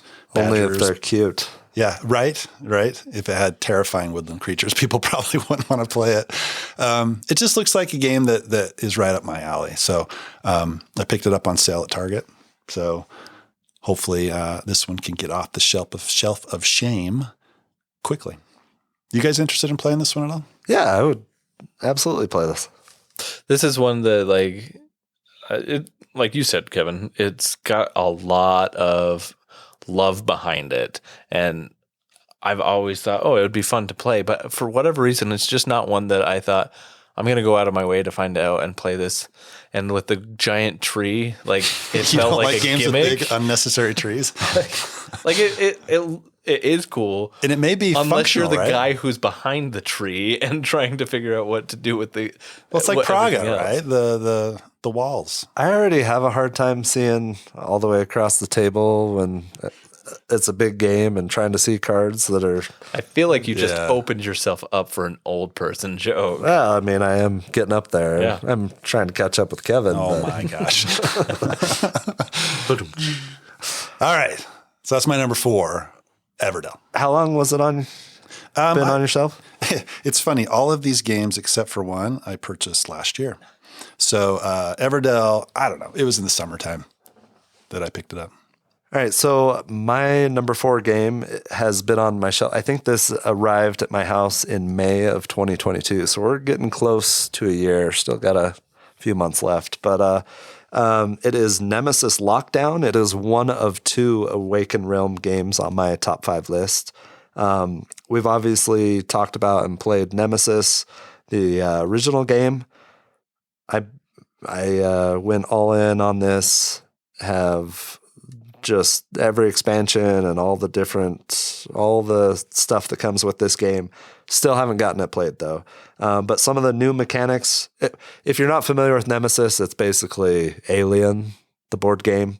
There's some cooperative play, but there's also some backstabbing at certain points. Of course, we got the famous Molotov cocktail that Kevin killed me with that I was unsuspecting of. But in this game, so it's a new version of Nemesis. Some of the new mechanics are, and this takes place on a secret base on Mars instead of in space. But some of the new mechanics are multi-level base with stairs and elevators, advanced computer actions, CSS hatch system, power and light on different levels, contingency procedure, and new characters and new races. So I'm excited to get this to the table. Nemesis has a difficult rule set to teach. The teach can be kind of long and painful, but once you actually get it going, it's a great game. So I look forward to playing this one. That's my number 4, Nemesis Lockdown. Yeah, it's only the one time that I've played that, and it was a very memorable experience of that game. Were you the one that Logan was chasing around Yeah. trying to kill? I was shutting doors behind me while Logan was chasing making me. noise, trying to attract the. Wait for me. Wait, I'm right here. Yeah, that's cool. Yeah, no, I really enjoy it, and I'm invested in it, so I should get it played. That's my number 4. So my number 3 game is a game that came out originally in 2014. This is one of those games where I succumbed to, hey, that's a really good deal. I should buy that game. I think it was like $20 or something like that. Oh, wow. At the time, so I was like, I'll pick this game up. It's a 6-player game. It's called Hyperborea. Hyperborea is a game that is designed by Andrea Chiaraveseo and Perluca Zizi, and it's published by Asterion Press, which is like a subset of Asmodee, I think, essentially. And at this time, I think Asmodee, this was during their like huge like collection of all the different minor publishers. Isn't everybody at this point a subset of Asmodee? Right, exactly. and so I think they were like, there was a clearance sale on a lot of these games because they were just getting rid of inventory, essentially. So I picked up a copy of this. But one of the main reasons I did so was because it's a 6-player game, and sometimes it's hard to find a good 6-player game, but it's a bag builder. I love a good bag building game. Do I? And so this game, you're bag building essentially, and you are representing an individual faction in a mythical land, and there's some exploring. You're placing tiles on the table, and then you're flipping them over to explore different regions and areas. You're building up your armies and your military, etc., and you're going about and kind of increasing your status in this world. You're one of the 6 leaders of this world, and essentially each round what you're going to do is you're going to draw 3 cubes from your bag. Each of the cubes are represented by a different color, and these are called Civilla cubes, which I thought was a fun word for them. But they just represent different civilization needs. So you've got war, trade, movement, building, knowledge, and growth. Now, here's the one thing that might catch Kevin's eye as being something he doesn't like about this type of a bag builder is they also have gray cubes in there, which represent corruption and waste. I'm out. So if you're drawing those, they're bad things. I think this has a good way, from what I understand, to be able to mitigate some of that. And I think there's some culling going on. But essentially what you're doing is you're drawing these 3 cubes and choosing how to combine them. And the different colors values of them will allow you to do different things that are on your own personal player board so that you can combine them in unique ways to enact different actions to do different things on your turn.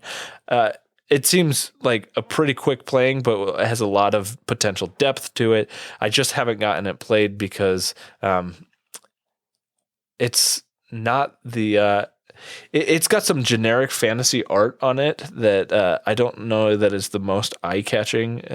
Some people might really like that, but I also I don't know that it. I've brought this up a couple of times, so don't tell me, Tyler, I've never heard of this game. I was going to say that. I was going to say the art is kind of on par with that shoot 'em up board game that you always talk about too. Adrenaline. Yeah, it's a first-person shooter board game. Yeah. And this is pew.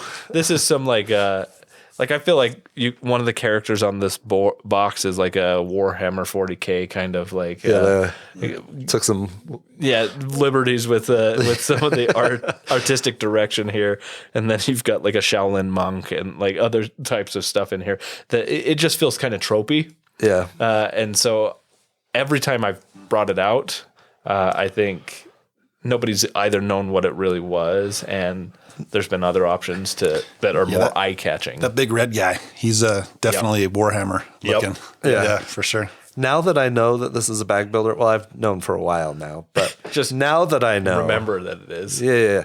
Now that I know, I would totally play this because I love bag building games. Yeah.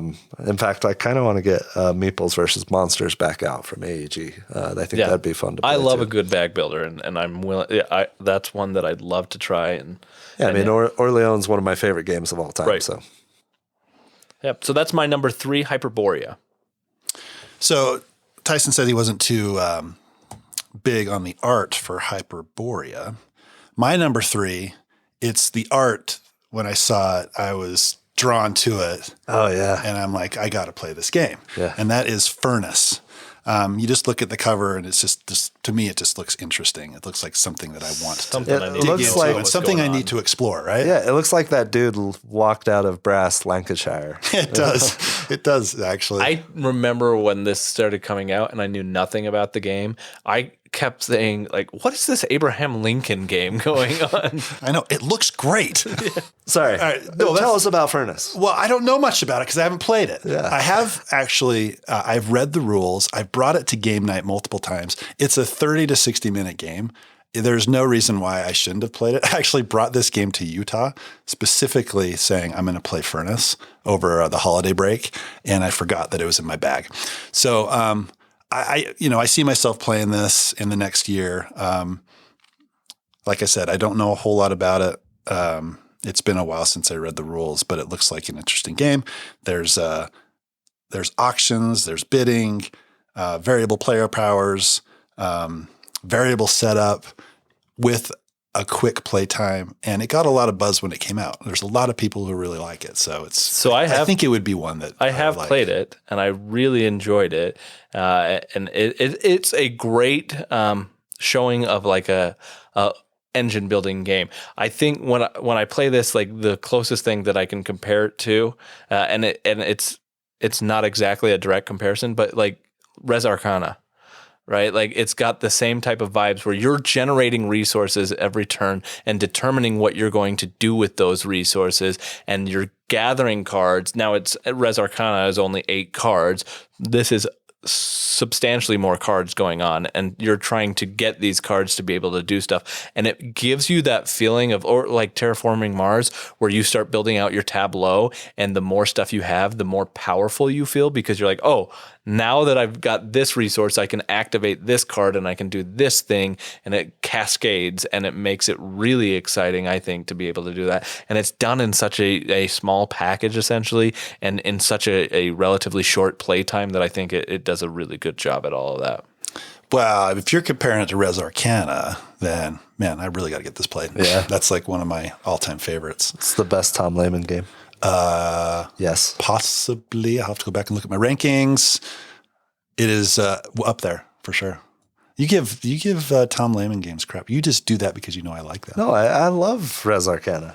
Yeah. And I like Roll for the Galaxy and some of the other variations on that same game. On the Galaxy theme. Yeah. So that's my number 3, Furnace. All right. My number 3 has been on my shelf since August. So more recent on this one. It's Thunderstone Quest. I actually backed one of the Kickstarters for new expansions, and I was initially going to back it with the base game as well. And I thought, no, I'll get the base game separately now so I can get it played. I haven't played it yet, but it hasn't fulfilled yet either. So I've got Thunderstone Quest. I've gotten it out. I've started reading the rules. I just haven't gotten it played, but it's a deck builder. You're recruiting your heroes, you're arming your party, and then you're going and fighting in a dungeon. That's all I really know or remember from what I read. But it comes with like prepackaged mini adventures that you play through. And then once you do that, you've kind of just got this pool of different monsters and dungeons and everything that you can play at random or create your own little adventure. So it has a number of expansions. I think the Kickstarter, the most recent Kickstarter, takes it up to 13. Once that fulfills, I think I'll have a few of them. So I really want to get this played. It's by AEG. It came out in 2018. It re-implemented earlier versions of Thunderstone and Thunderstone Advance, which I didn't play. I think, Kevin, you might have played some of those. Yeah, I have both Thunderstone and Thunderstone Advance and a few expansions for Thunderstone Advance. This was kind of the second deck builder to come out after Dominion. And it did some different things that Dominion didn't do. So it's got the village that you go to get your cards, and then you go into the dungeon with the heroes that you've recruited, and you fight monsters, and there's light requirements to get deeper into the dungeon. And it was a really fun game, and I loved it. It's quite a bit longer, at least the versions I've played, than Dominion was or is. But I love the fact that you can level up your heroes. There's certain, you have level 1, and then you go level 2, level 3. They get more powerful as you play. I'm assuming that's how it is in Thunderstone Quest as well. It's a great game. The 2 that I've played. I would love to play Quest. Yeah, I want to get this one played soon, and it says 60 to 90 minutes. It's medium weight complexity. It looks fun. The art's cool. And that's my number 3, Thunderstone Quest. So I think that category of games, that 60 to 90 minute games, is one that is like easier to get there. So that's exactly why I put this game on my list. Is it's one game that I feel like is a good playtime. It fits in. It's also 60 to 90 minutes. It's my number 2. It's Gugong, and I know that Tyler's played this one. I have, and I think the reason that it's stayed on my shelf of shame so long is because. Correct me if I'm wrong, Tyler, but I don't think you're as favorable about this game as maybe my enthusiasm to play it is. Yeah, I think that's safe. I played it a few times. I enjoyed it, kind of like Yamatai, right? It was fun. I would play it again, but I'm probably gonna cull it from my collection. Yeah, so this is one that came out in 2018. I got a copy in 2020, and I just never got it played. Everything that Tyler ended up saying was like exactly that. It's a good game, but like there's other games that I'd rather be playing, right?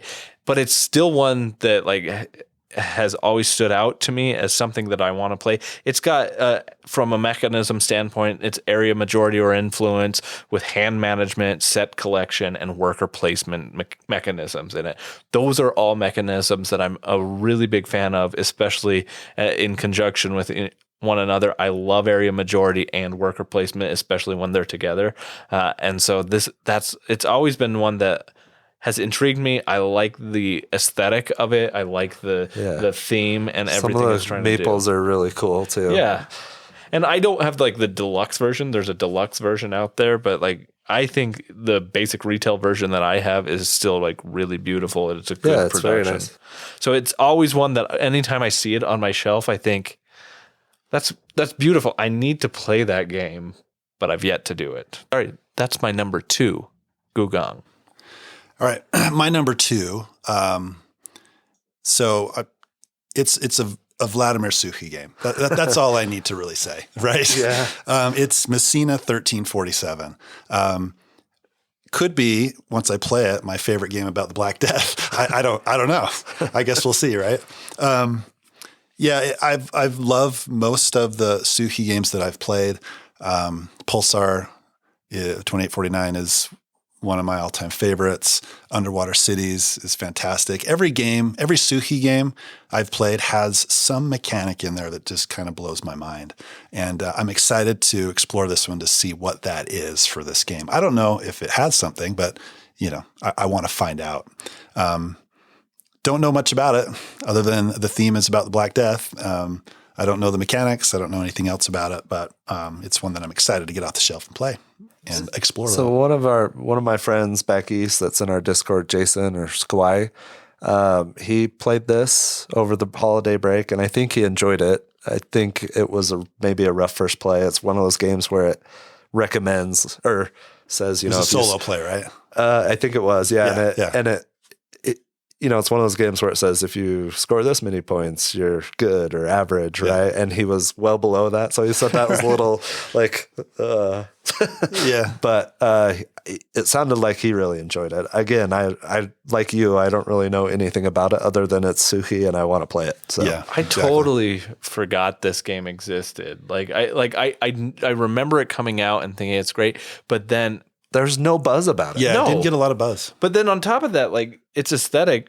looks a lot to me like Maracaibo. And so in my head, I think I've created this association that it's Maracaibo, and I'm not a fan of Great Western Trail. Yeah. You don't like Fister? I like Fister. I like some Fister games, but I don't like Great Western Trail. I'm with you on that one. And I don't know that I would like Maracaibo. So I think I've accidentally created this subconscious like link between Messina. Now that you're saying this, Kevin, I want to play this one because I was thinking it was Maracaibo for whatever reason. Suzuki. So yeah. I almost put Maracaibo on my list because it is on my shelf of shame, but I knew I wouldn't get any help from you guys in getting it to the table. Yeah. So that is my number 2, Messina 1347. Nice. All right. So my number 2 is Perseverance Chronicles. Castaway Chronicles from Mind Clash. Last year it was Tricarion from Mind Clash. This year it's Perseverance. This is a beast of a game, like most Mind Clash games. Except for Astra. So this game is actually 2 games in one. There's an episode 1, and then the rules are changed slightly, and it's a little bit different. There's an episode 2. You are on a modern day luxury cruise ship that crashes or comes ashore on this island that happens to have dinosaurs on it. So I think awesome. the first, right. And the miniatures are, gorgeous. This is Mind Clash, so the production quality is just amazing. The first episode or the first version of the game, you're just trying to get a foothold on the island. And then the second one, you've successfully, when you play that, the story is the survivors have successfully defended the city of Perseverance, and they've built a wall, and now they're going to start exploring the surrounding wilderness. And eventually, I think this year even, they might do another Kickstarter for episode 3 and 4. This one, I've heard mixed things on Perseverance. So I haven't gotten it played. It's heavy. I'd like to get it played. It's an hour and 20 minutes to 3 hours of a play. So that's long and it's beefy. Yeah. So this is probably going to be my most challenging game to get played that's on this list, but I'm excited to try it out. Yeah. Of all the games on your list, this is the one I think I want to play the most. It's Perseverance. I think that's for me too. And I love what this looks like. This is one of the games where I remember when it arrived and you put it on your table and you unboxed it and we all kind of looked through it and we're like, it's one of those games where you can't help but want to discover it and look into it because of the components alone and what is in that box. That box is so big, has a lot of stuff. Yeah. There's tons of things that you want to explore with it. It's also for me, Kevin. Same way. We need to play this before the next Kickstarter because I want to see if I want to back it. Yeah. Yes. And get episodes 1 and 2 before 3 and 4 come out. You could volunteer at their booth and get a free game from them. This is true. I could do that. I did that at Origins, and now I'm getting a free copy of Septima, which I'm really excited about. So it's awesome. Anyway, it's a beautiful game. Top quality, just haven't had a chance to get through the rule book for episode 1. It's got some similar color schemes to Anachrony a little bit, but I don't know. I'm excited for this one. This is my number 2, Perseverance, Castaway Chronicles, episode 1 and 2. The game I'm looking at is a fantasy world, but more than that, it's a campaign game. I think one of the reasons why your number 2 game and my number 1 game have a harder time coming out is that our group has a harder time playing campaign games in general. So the game that is my number 1 is Sleeping Gods. And it looks like there's some contention in my assessment. Is Perseverance a campaign game? I don't know that it really is. I think you can play the episodes build on each other, right? Yeah, but you can play them completely independent. But there is a story in which unfolds over time yes, that you absolutely. can, right? Yes. Like that, and that's kind of what I'm talking about. In a much beefier, shorter package list of but levels. it is like in my head that is. Yeah, I guess you could play Perseverance as a one-off like experience, but I feel like you don't get the full experience. Sure, you probably want to play them in that order, way. I would imagine. Yeah. Honestly, I want to play them in order, and then probably just play the one that I enjoy the most, or that the group enjoys the most. Yeah, I would think and so. maybe So a that it more gets back to the apt table comparison more. is it's more like a Death May Die, a Cthulhu Death May Die experience in which the content is there, but you don't have to necessarily play all of it in a campaign setting. My game, though, is very much a campaign game. It's Sleeping Gods. It's published by Red Raven Game, designed, art done, published, all by Ryan Lockett. When I first started looking at like buying board games that were more than just like your hobby games, one of the first publishers that caught my eye was Red Raven Games. I remember seeing 8-Minute Empires and the art on that and just being like excited by it. I feel like from everything I've heard, everything that Ryan Lockett has made up to this point has culminated in what Sleeping Gods is. He's like honed his craft and his skill in the art and the mechanics side of things. And this game comes as a complete package of that. I loved the aesthetic of Islebound. Islebound is a game that I own and I've enjoyed, and I think it's beautiful. And this Sleeping Gods has some of the same kind of color palettes as that, and I love it. And I think it's beautiful. It's essentially a storybook game, meaning that you're playing and there's literal spiral bound notebook that you're going through and finding maps and locations, and it takes place in a 1929 kind of other world that this steamship crew gets stranded in. I've read rules. I've looked through this game. I originally bought this game this past year. I had a buying spree and bought a bunch of games, and this was one of them. And it was at the time that I bought Stars of Icarios as well. And I was like, oh, I'll play both of these games and do them just as solo campaigns. And so that was my intention to playing this one, was just solo, and I just haven't gotten around to playing it. So it's one that I feel like I will get played this year. I'm excited to get played. I love how it looks, and I love everything I've heard about it. I'm excited to play this one a lot. So I backed the second one, I think Distant Skies. It hasn't fulfilled yet, but I'm excited to play that. I think I'll probably end up playing that one with my family, but it looks awesome. And what he does, both designing the games and the art, and yeah, the art's great. Yeah. It's awesome. Yeah. Well, it's so impressive that he's like a one-man team that does all of this stuff. Well, he's like his wife also helps with a lot of the administration and the running of the company side of things and things like that. But like, it's impressive that one person can It's a talented basically dude. do that. Yeah. Yeah. Yeah. It's pretty awesome. But yeah, so that's my number one, Sleeping Gods. All right, my number one, there's really no reason why I haven't gotten this game played. It is Undaunted Normandy. It's a game that's right up my alley. Actually, I know why it hasn't gotten played is because it's a two-player game, and I struggle to get two-player games to the table. Whenever we have a game night, it's usually with our group, there's going to be more than two people there. So that's probably the main reason why I haven't gotten it played. This was a game that actually was gifted to me by Tyson last year. Got some sweet upgrades for it as well, which is pretty cool, and I'm excited to play with. World War II theme. Tyler got a chance to play this game. Kind of jealous that he did. With David Thompson. With David Thompson. One of the designers. Yeah, and I think you played Undaunted Reinforcements. Is that right? Yeah. It's just a game that's right up my alley. I love the theme. One of my favorite games of all time is Memoir 44. I like the history behind World War II games. It just seems like it does it really well. A lot of expansions. There's Undaunted North Africa, Undaunted Reinforcements. There's a new Undaunted Stalingrad that introduces a kind of a campaign style of play, which I've watched some videos on that, and it looks just incredible. Looks like it's a lot of fun. It's just one that I need to get off my shelf of shame. I think it's one that I'll like a lot.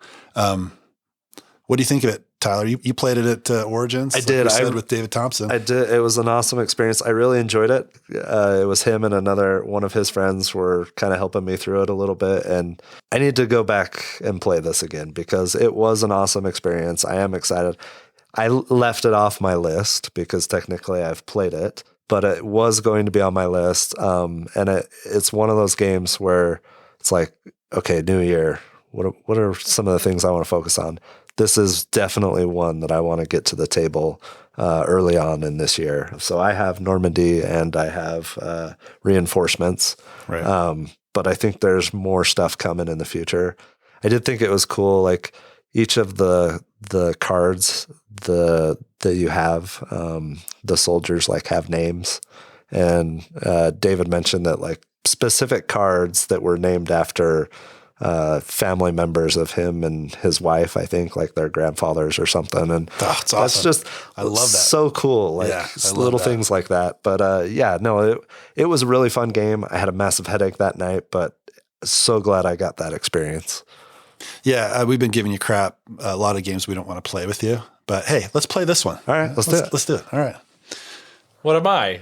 Come on, I bought this game for you so that we would play it. All right, I'll play with you too. All right. How about this? Yeah. You play with Tyson. Mark would be all over this game. Oh, yeah. I'll play with Mark, and then we can switch and swap. And Have a mini tournament. But I got to Yeah. play with Mark too because, Yeah. Well, it's all, well, yeah. yeah, we'll round robin it. Do a round robin Undaunted tournament. Yeah, Yeah, day. we got enough Day. copies that we can play that. That's a way to play a 2-player games in this group. Yeah. Is have multiple copies. Of We the got 2-player multiple tables games. right here. We got one over here, one That's over actually there. a great idea. It is. And then you Way switch to go, out, yeah. Tyler. That let's. Of course, we're just making it easy for you to get your number one off your list. Well, I'm okay with that. No, I love that. The next time it's just going to be the three of us and Mark. Yeah. Or do we have 3 copies? Well, I've got one. You've got one. All we need is 2 No, copies. I think we only have the 2. Well, I was going to say if we had a full our 6-person game night, but if it's the 3 of us and Mark, let's do it. Agreed. All right, I'm down. All right. My number 1, Undaunted, Normandy. So Tyson's number 2 was Gugong, which takes place in China and it's a good game. But I think this game is going to be much better, and it is my number 1, The Great Wall. This is Awaken Realms. It is Not Tainted Grail. not Tainted Grail. Yes.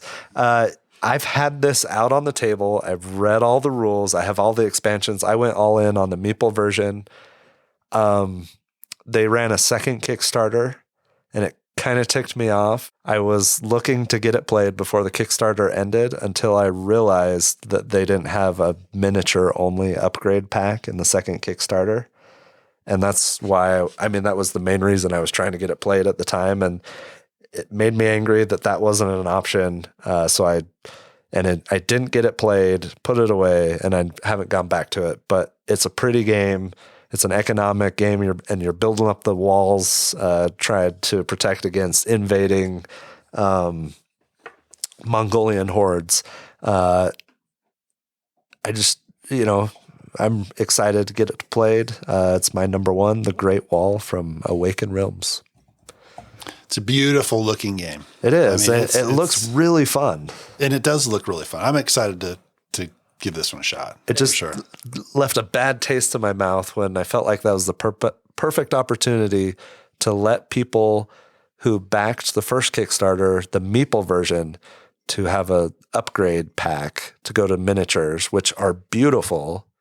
But you have to buy the whole new game again to get the miniatures version. It was like, forget that. Yeah. So that left a bad taste in my bad form. Yeah. Bad taste in my mouth, but I'm excited to get it played.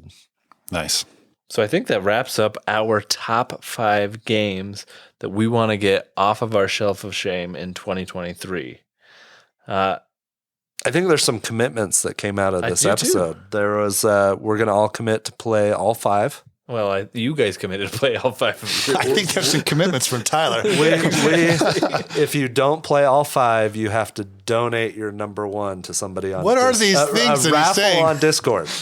We have to donate our number 1? Yeah, you have to raffle number 1 on Discord if you That don't sounds get like all a 5 played. punishment to our listeners when we actually succeed at it, and then they're like, "Oh, we don't get anything out of it." Then you give away your number 5 or the one you liked the least.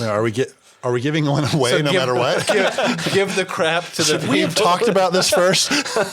Yeah. No, but okay. I'm going to commit to playing all 5 of mine. Okay. Take it to the bank. I as well will play all 5 of mine.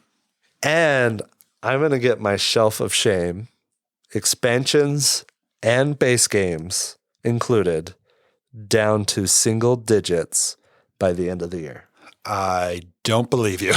I'll commit to that for me. You have, oh my gosh. All I have to play is 3 I games. feel like next week. Yeah. You think single digits? You think you can, I need to, including expansions? Did you say? including expansions. Yeah. Wow. That's hard. So you need to play. So I mean, that includes so Lord of the Rings, the card game decks that I haven't played. Imperial Assault expansions. I'm not going to include every character because I got like 20 of them, but I only have the base Here game. come the caveats. Come on, whatever. No, I need this. I needed to do it last year. Yeah. I made some progress, but not enough. Yeah. I I need to get a lot of mine played as well. But I do think the 5 on my list, I should be able to knock out pretty quick, actually early in the year, because they're all games that I'm really excited to play. Yeah, me too. So, and mine, I look at your list, Tyler. You've got some beefy, long games on there. A lot of my games are a little bit shorter playtime, which I think is going to help me get mine done. Should we put a wager on who gets theirs done first? Ooh. Now that's an idea. There's going to be fights at game night. Yeah. I'm going to wager. Well, I'm glad I left TI4 off my list now. Because you guys, as soon as this episode's over, you guys are going to forget what games I have. So we're never going to get those ones played. So. You need to host game night more, and you need to pick the game more. I do. And you need to display your shelf. At least hang a picture of your shelf of games wherever it is in your house. Yeah, we're working on redoing everything. We're actually painting and moving stuff around. I just moved my books to a different location, so working on the games next. Nice. But yeah, I think that I can. I don't think I'm going to succeed, but I'll commit to trying to play all 5 games. Gugong is the one that I fear is not going to get played if any of them don't. That's an easy play. We get that knocked out easy. All right, well then I can. Yeah, I've never played it, so I have no opinion on if it's good or not. So. Let's do it. Let's do it. Looks like listeners will know what they're hearing in our recently played games for the next few episodes. I don't know if I'm committing to playing them that early, but so I think that wraps up our episode. If you're on our Discord, go ahead and let us know some of the games that you want to get off your shelf of shame. Yeah, and if you've played any of the ones that are on our shelves of shame, I'd love to hear what everybody's thoughts on those are. And please, if you like them, convince us to get those played faster and which ones we should play fastest. Agreed. Yeah, let us know what we're missing out on. Thanks for listening to this episode of the Longest Turn Board Gaming Podcast. If you enjoyed this episode and you want more Longest Turn in your life, please check us out on Instagram. Also, be sure to check us out on Board Game Geek, where you can join our guild, Guild 3947, and check out our blog, where we post all our show notes and occasionally post more detailed reviews. If that's not enough for you, we have a Discord server. If you want to play a game with us on Board Game Arena, join our Board Game Arena group, The Longest Turn. Until next time, thanks for listening. Tot ziens. Goodbye. See you later.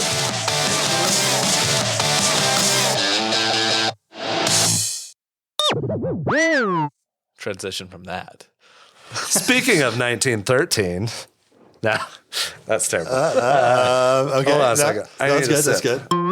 Unfathomable. Was that? Yeah, I'm sorry.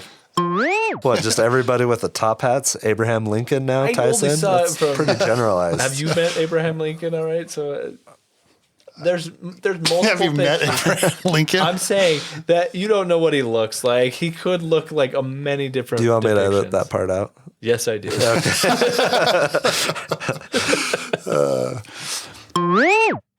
So that's my number 3, Gugong. Or sorry, that's my number 2, Gugong. Episodes 1 and 2. That's not cheating, though. How is It doesn't count for 2 games. At the A little top. defensive there. You think we were going to criticize you? No, Tyson You was saw about to bring, something. yeah. You saw something in his eye. No, I was ready to transition. Oh, he was already transitioning. Speaking of dinosaurs. Oh, yeah.